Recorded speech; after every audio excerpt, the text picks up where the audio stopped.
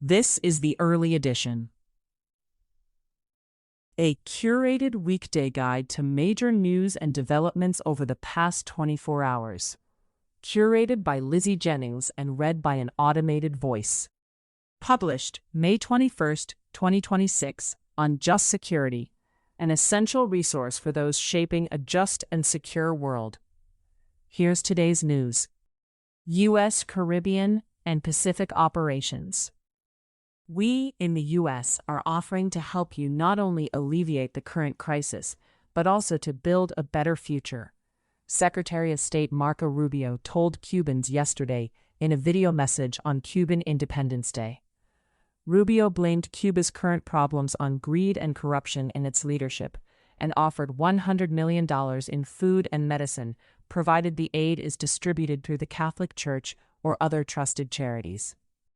The U.S. aircraft carrier Nimitz and its escort warships entered the southern Caribbean Sea yesterday, according to U.S. Southern Command. A U.S. official said the administration intends to use the Nimitz as a show of force against Cuba, not as a platform for major military operations. Eric Schmidt reports for the New York Times. The Justice Department yesterday announced charges against Raul Castro, the 94-year-old former president of Cuba, accusing him of murder and a conspiracy to kill U.S. citizens, stemming from the fatal downing in 1996 of two planes over waters off the coast of Cuba. President Trump refused to say whether he would use military force to extract Castro from Cuba, telling reporters, "I don't want to say that." Alan Feuer, Francis Robles, and David C. Adams report for the New York Times. Iran, war, ceasefire. Trump and Israeli Prime Minister Benjamin Netanyahu discussed a revised peace memo drafted by Qatar and Pakistan on Tuesday, 3 sources said. 2 Israeli sources said the two leaders were at odds over the way forward, while a U.S. source said Bibi's hair was on fire after the call. Trump yesterday said Netanyahu will do whatever I want him to do on Iran, though he also said they had a good relationship. Barak Ravid reports for Axios. Iran has already restarted some of its drone production during the 6-week ceasefire that began in early April, according to 2 sources. 4 sources told CNN that U.S. intelligence indicates Iran's military is reconstituting much faster than initially estimated. Some intelligence estimates suggest Iran could fully reconstitute its drone attack capability in as few as 6 months. Zachary Tohen and Natasha Bertrand report. Iran is enforcing a multi-tiered system for clearing vessels through the Strait of Hormuz, according to a Reuters investigation. The system can involve government-to-government arrangements, intense vetting by the Iranian government, and sometimes fees in exchange for safe passage. Devjyot Ghoshal, Ahmed Rashid, Parisa Hafezi, Gavin Finch, and Sarab Sharma report. Iran, war, other developments. Iran is enduring its longest government-imposed internet blackout, lasting nearly 3 months, with connectivity at 1% to 2% of total capacity. The blackout is the most severe, by extent and duration, that we've tracked in the history of modern internet connectivity, said Alp Toker, founder of digital watchdog group NetBlocks. Hena Mousavi reports for the Wall Street Journal. Israel-Hamas war.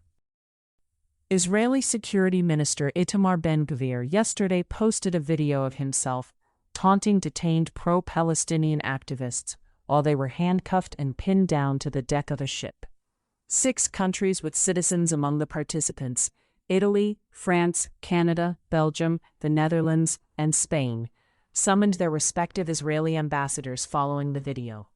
Netanyahu said in a statement that the way Ben-Gvir dealt with the activists is not in line with Israel's values and norms. Natan Odenheimer reports for the New York Times. Lior Soroka reports for the Washington Post. The Trump administration has threatened to revoke the visas of the Palestinian delegation to the UN if the Palestinian ambassador refuses to end his candidacy for vice president of the UN General Assembly, according to an internal State Department cable sent yesterday and seen by Reuters. The cable instructs U.S. diplomats in Jerusalem to deliver the message that a bid for vice president would fuel tensions, risk undermining Trump's Gaza peace plan, and result in consequences from Washington. Other global developments. Syria will attend the G7 summit in France next month as a guest nation and be represented by President Ahmed al-Shara, 3 sources said. A Syrian official said Syria's participation in the talks would likely focus on the country's role as a potential strategic hub for supply chains, following the closure of the Strait of Hormuz. Faraz Dalatay reports for Reuters. The UN General Assembly yesterday voted 41-8 to adopt a resolution backing a 2025 International Court of Justice opinion that countries have a legal obligation to address climate change. While not legally binding, the opinion is expected to be cited in climate-related legal cases worldwide. The United States joined Saudi Arabia, Russia, Israel, Iran, Yemen, Liberia, and Belarus in opposing the resolution. Valerie Volkovici reports for Reuters. Myanmar's military-backed government said today that it has regained control of 2 towns near the country's borders with India and Thailand. Tech developments. Meta began laying off thousands of employees yesterday morning and reassigning thousands of others to AI-focused roles, according to an internal memo and sources. Meta's chief people officer told staff last month that layoffs would affect 10% of the company, or roughly 8,000 employees. The company is reorganizing its workforce to compete with AI-native startups and offset increasing AI infrastructure spending. Megan Bobrowski and Raphael Huang report for The Wall Street Journal. U.S. Foreign Affairs. Trump said yesterday that he is preparing to speak with Taiwanese President Lai Ching-te as part of his decision process on whether to approve a $14 billion arms sale to Taiwan. Direct leader-to-leader communications between the United States and Taiwan have been almost non-existent since Washington switched diplomatic recognition from Taipei to Beijing in 1979. Phelim Kine and Gregory Svinivsky report for Politico. U.S. immigration developments. 9 migrants deported from the United States arrived in Sierra Leone yesterday. 5 migrants are from Ghana, 2 from Guinea, 1 from Senegal, and 1 from Nigeria, the Ministry of Information said.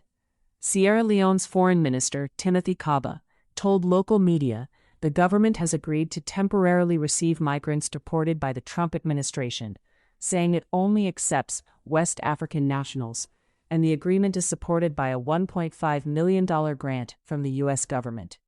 Camo Chan and Mark Banchero report for AP News. U.S. domestic developments. Colorado Governor Jack Polis D. was censured by the Colorado State Democratic Party last night over his decision to free Tina Peters, a high-profile election denier and supporter of Trump, who had been serving a 9-year prison sentence for tampering with voting machines. The censure is largely symbolic, but it does bar Polis from speaking at Democratic Party events. Jack Healy reports for the New York Times. The Justice Department has charged a former prosecutor with stealing records related to former special counsel Jack Smith's investigation of Trump's mishandling of classified documents. The DOJ accused Carmen Lineberger of defying the January 21, 2026 order sealing Jack Smith's final report. Prosecutors said Lineberger emailed an internal memorandum and a report to a personal address, concealing the file's content by naming them chocolate cake recipe and bundt cake recipe. Chris Cameron reports for the New York Times.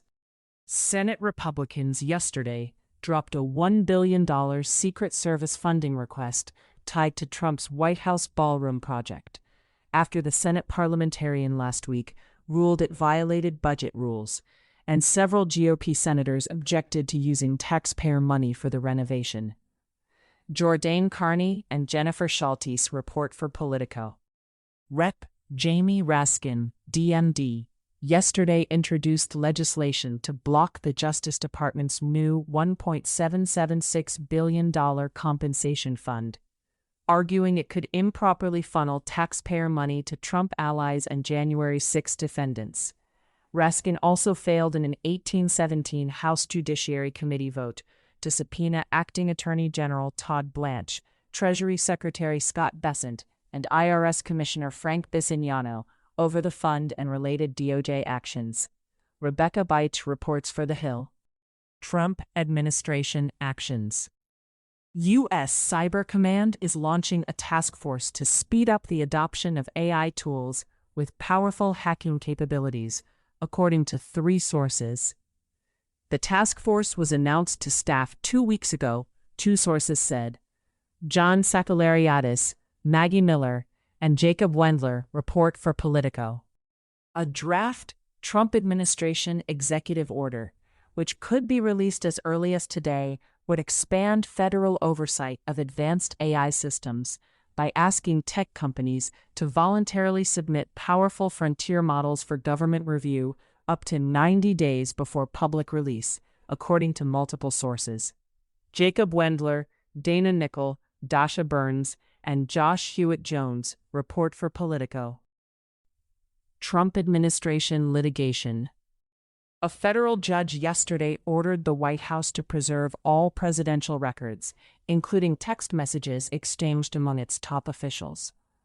The ruling blocked a Justice Department memo and White House guidance in April, maintaining that Trump's White House records were his private property and that officials did not need to comply with the Presidential Records Act. 2 police officers who defended the Capitol on January 6, 2021, filed a lawsuit yesterday against the Trump administration to block the creation of the nearly $1.8 billion anti-weaponization fund. The suit alleges that the Trump administration has created a slush fund to finance the insurrectionists and paramilitary groups that commit violence in his name. Luke Broadwater reports for The New York Times. In case you missed it, yesterday on Just Security.